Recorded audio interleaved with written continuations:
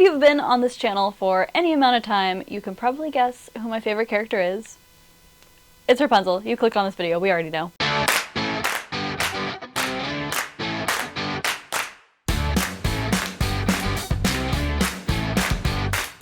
I have been trying to perfect this costume since at least 2013, so what is that? Math. 10 years? Yeah, 10 years-ish. I've made so many versions, and each year I get closer and closer, but I finally feel like I have made the best Rapunzel costume ever. Now, what qualifies the best? Well, that's technically up to interpretation, but here is my interpretation of the best Rapunzel costume. With each iteration of this costume, nailing the bodice has been the most important part, and so I've tweaked and tweaked, and I finally feel like I have the perfect bodice, which is why it is now available for digital download so that you can print and sew at home and sew along with me. Having a great wig also is super important, but I will not be addressing that today. You can actually go watch my entire wig tutorial linked somewhere around here. I don't believe in costume accuracy. I don't believe in screen accuracy. It is just not a thing, but we will get into that in another video.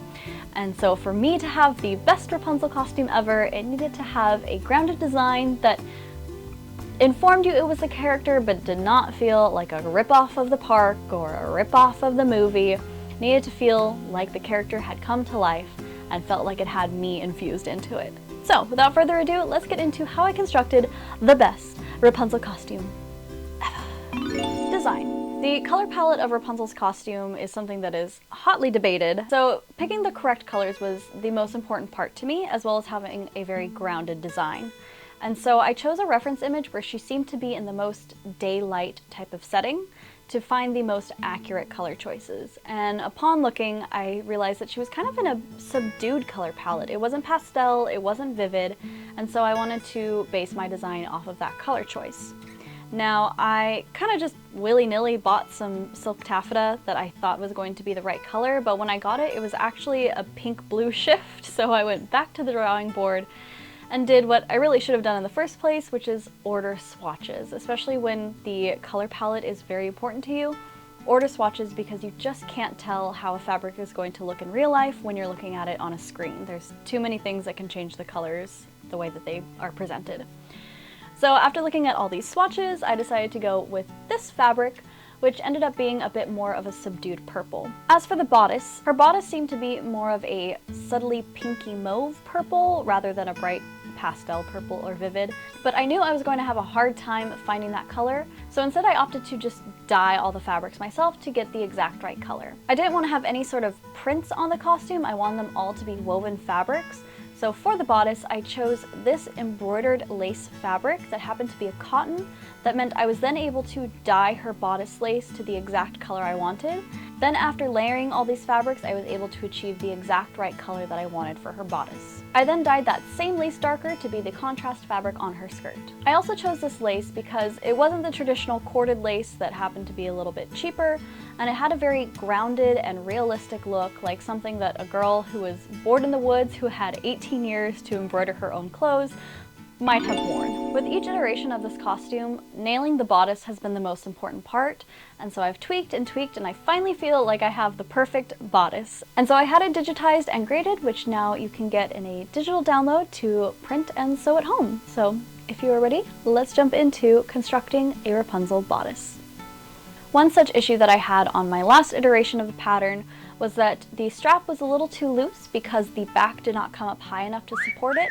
And so once the weight of the braid was on my shoulder, it just kept slipping down. So I changed that, raised the back neckline, and now it is perfect. Perfect, perfect, perfect, perfect. This time, I opted for the traditional two-layer sandwich style of corset making. I cut my outer layer in cotilles and then fused taffeta fabric to it, and then basted some lace on. After sewing all this together, we had our outer layer. The lining layer, I cut panels 2 through 4 in a light cotton lining, and panels 1 through 5 in cotilles again, so that they'd be strong enough to hold the grommets. I assembled the two halves and sewed them right sides together at the front and the back. Then I aligned the seams between the two layers and stitched in the ditch to merge them together as one. Then I stitched the boning channels ever so slightly wider than my boning to accommodate for the seam allowance bulk and making them easy to get in. I chose synthetic whalebone because 1, it's light, and 2, it's washable if I ever need to wash the bodice. Not that it's recommended, but it's also very sturdy and supportive. I cut the bones about a ½ inch shorter than the channel and sanded the points off so that the tips would not wear through the fabric. Then I cut some of this watered silk from my stash and made some bias strips, which I sewed all around the edges of the bodice and top stitched next to the edge to secure the backside that was rolled under. One issue that I ran into with my first iteration of the bodice was the lace placement. Now, all of my coworkers thought I was crazy because they did not see the issue that I was talking about. But look closely here. You'll see that on one side of the bodice it is checkerboard, on the other side it is striped. So, on the striped side, I took one of the panels apart, moved the lace so that it'd be more of a checkerboard pattern, and it looks so much better. And it's those little things, I think, that go into making a really great costume. And I'm not crazy. Okay, maybe a little, but like, in a fun way. In my pattern testing group, which you can join by entering your email on my website, they said they didn't quite understand the shoulder construction, so here are the 2 ways that you can do it. The easiest way is to bind the ends of the straps and then sew it with a ½ inch seam allowance and top stitch the seam allowance to the back. And the nicer but more complicated way is to bind it all but leave the last 3/4 inches of the straps unbound with the bias tape. Then sew the straps together at a ½ inch seam allowance and press it open. Fold the back binding over the seam and stitch it down. Then fold the front binding over top of that and roll the raw edge under by a ½ inch and hand stitch this all down. This creates a really nice, clean, finished look. Next, I added 2-part grommets evenly spaced on the front, and on the back I added 2 slightly closer together at the waist tape. Then I made a boned modesty panel and sewed it to the inside of the bodice by hand, and added lace along the neckline and bottom edge. My silk was pretty floppy, and I wanted a bit of a poofier sleeve, so to make it a little stiffer, I basted a layer of polyester organza on the back side. Then I used the same strips of the bias cut watered silk as ribbons, which I folded the ends under and top stitched them down. Then I serged around the whole thing, but you can also bind it in more bias tape or use some pinking shears to stop it from fraying. From there, I basted the top and bottom for later gathering. I sewed the sleeve band on at a ½ inch seam allowance and then sewed the sides together. Then I folded the band up and in by 1 inch and the seam allowance under by ½ inch and top stitched it all down. From there, I gathered the top edge of the sleeve and began pinning it into the arm's eye, a ½ inch past the bias binding. I began at the side seam at the underarm and began pinning up each way little by little until I slowly started reaching the top of the sleeve. When I reached the top half of the sleeve, I began massaging the gathers till they were evenly dispersed and finally finished by pinning it all around. Then I secured the sleeve by top stitching it just past the bias binding from the outside. There is a principle in costuming that goes, if you can buy it, buy it. If you can buy something close and alter it, buy it. If you can't do either of those, then just make it.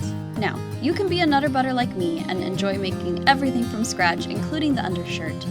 But if you're newer to making and don't enjoy building everything, then I'd recommend finding a light pink long sleeve shirt online, cutting the sleeves to a 3/4 hem, and adding lace. The fabric that I ended up choosing was a silk that was 45 inches wide, so I did have to do some creative cutting. I made a circle skirt pattern that was about 28 inches long and broke it into 4 pieces with seam allowance. After cutting out my 4 panels, I sewed them all together but left one side unsewn. Then I cut a 5th panel and layered the lace over the top, serging them together. Then I sewed that lace panel into the rest of the circle skirt.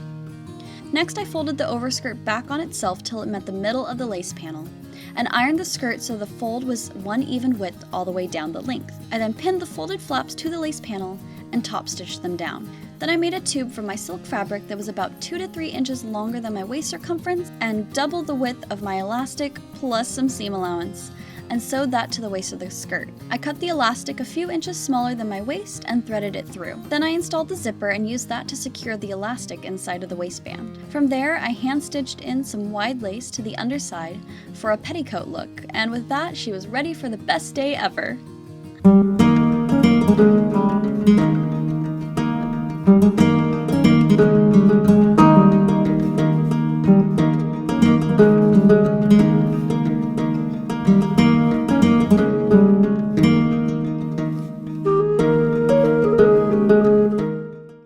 This is, I think, the best Rapunzel costume ever.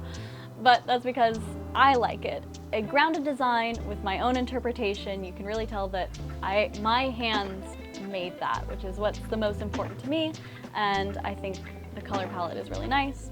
I still have to do the embroidery on the skirt, but I haven't thought of a design that I liked enough yet. But you tell me, what are your thoughts in the comments down below? Tear me to shreds. Roast me, baby.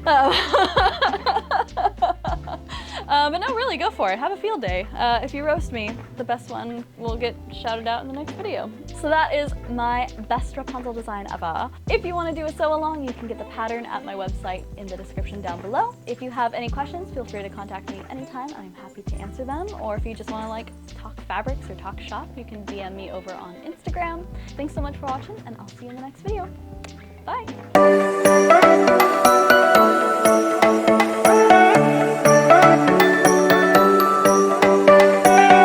One Rapunzel cosplay. Two Rapunzel cosplay. 3 Rapunzel cosplay. 4 Rapunzel cosplay. 5 Rapunzel cosplay.